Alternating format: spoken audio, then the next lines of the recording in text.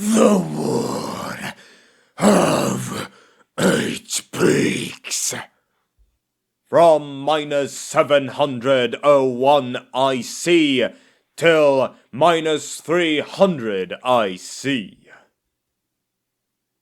Out of all the nations that had faced the wrath of the SKAVEN race, none have felt such defeat and misery at the hands of these vermin as the dwarves of Karaz Angkor. Long before the fall of Nagash, during the War of Crippled Peak, the SKAVEN had already made numerous successful invasions against the dwarves and their kingdom.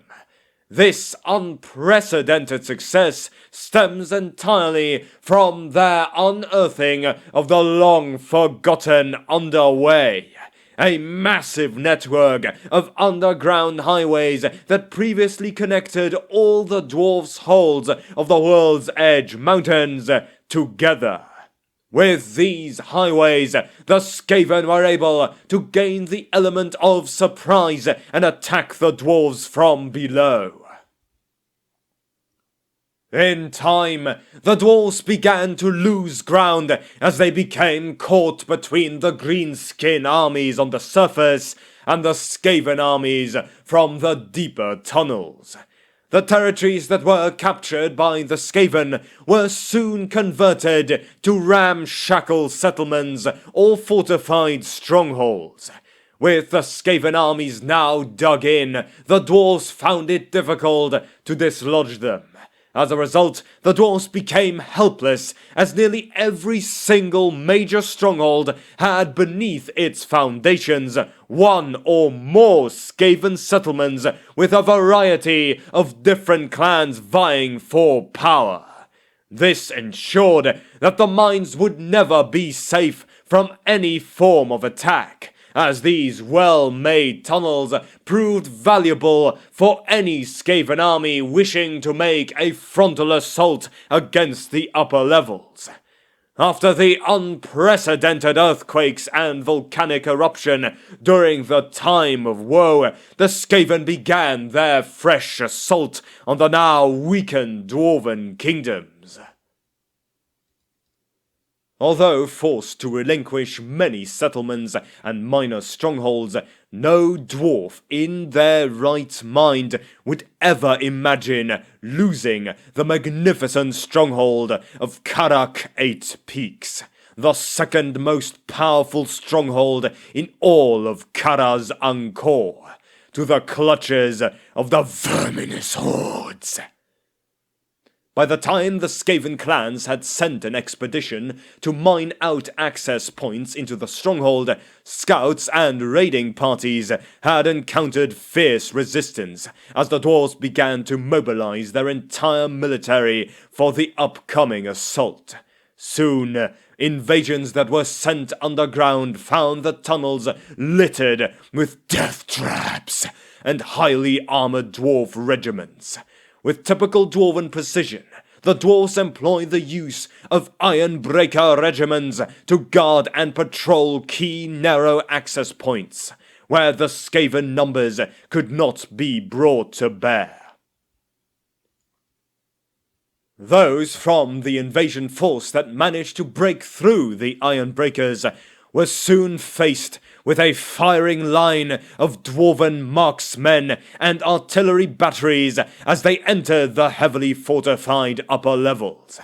A vast quantity of SKAVEN blood was spilled for every inch of ground they took from the dwarves and for every level they controlled. Yet around each new bend could be found another well-protected stronghold. Unable to overcome such formidable defenses, the SKAVEN clan sought the guidance of the Council of 13 to aid in their efforts.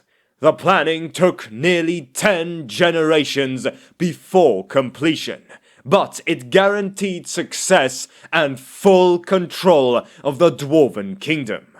The first step in the plan was to convince the local orc tribes to stop fighting each other long enough for them to assault the dwarves on the surface. The second step would involve slowly poisoning the dwarven sewers and wells with enormous fragments of unrefined warpstone. Though the toxins took time to build up, over the course of the following months, what remained of the dwarf populace was growing weakened and sick. Their stout bodies straining to fight against the corrupted waters they had drunk. In this time of weakness, the next part of the plan was to involve unleashing hordes of giant rats from the cages of Clan Moulder to launch sudden surprise attacks against critical dwarf positions that would greatly disrupt their war effort. But it would be the weaponry of Clan Skryre that made the most decisive difference of the war.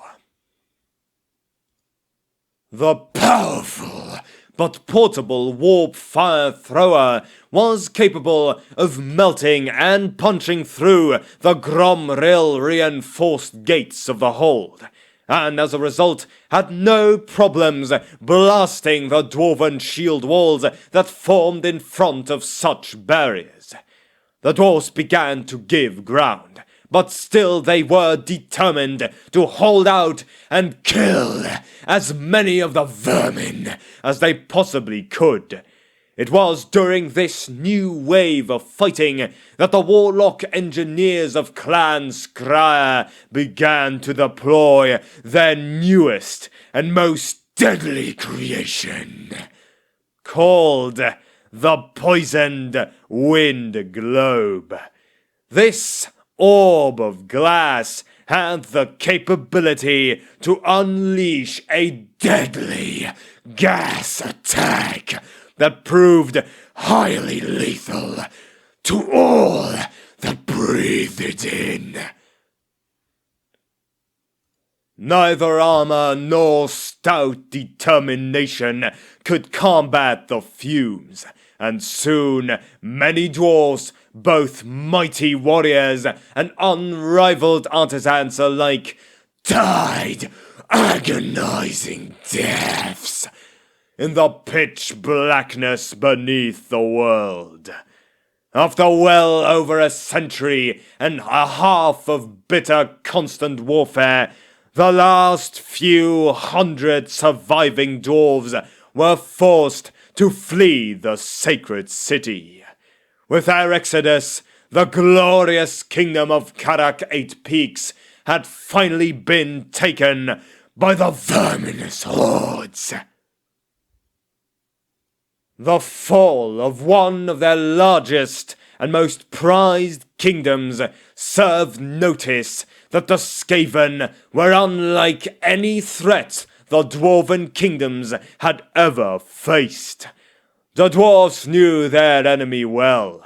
While a green-skin warg or chaos invasion had cataclysmic outcomes, there was just one event, and those that survived the ensuing slaughter always rebuilt and lived to fight another day. But the dwarves knew the SKAVEN were not like those enemies, for they were numberless, relentless, and were totally without mercy. Since losing Karak Eight Peaks, there have been attacks under every major dwarf hold. Once deemed unassailable, even Karaz Karak, the everlasting capital stronghold of strongholds, has since been penetrated. Its lowest levels are now sealed with powerful runes and under constant guard, for the dwarves know what awaits within the depths below. With each new invasion or bitterly contested counterattack, underground warfare had since continued to change and evolve. the dwarves steadily pushed back from their narrow hallways, began defending the grand halls and caverns. Here, vast armies formed, daring the SKAVEN to amass their forces and assault them headlong. The dwarven shield walls stretched unbroken for miles. The SKAVEN took the bait, and only after suffering repeated massacres did the rat men adopt newer tactics. Taking examples of the tunnel fighting around Karak 8 Peaks, the SKAVEN began amassing large amounts of siege engines and war machines to be used in the larger halls and caverns of the dwarf halls. This also led to the development of digger machines used to dig through the thick rock walls and unleash surprise attacks upon the upper levels. In time, the employment of clan Scryer troops became more common as their weaponry proved highly decisive in breaking through powerful dwarven positions. Just like water roaring through stone, the kingdom of the dwarves began its steady decline and erosion as the constant wars and invasions took their toll on their people. Karak Ijil was plundered, and its ruined halls left to the greenskin hordes. The mines of Grim Duraj in the Grey Mountains were taken by Clan Morbidus, while Mount Gunbad and Mount Silver Spear had fallen to both Greenskin and SKAVEN armies alike. Invaded from both above and below, the great everlasting realm of the dwarves began to buckle under the relentless assault.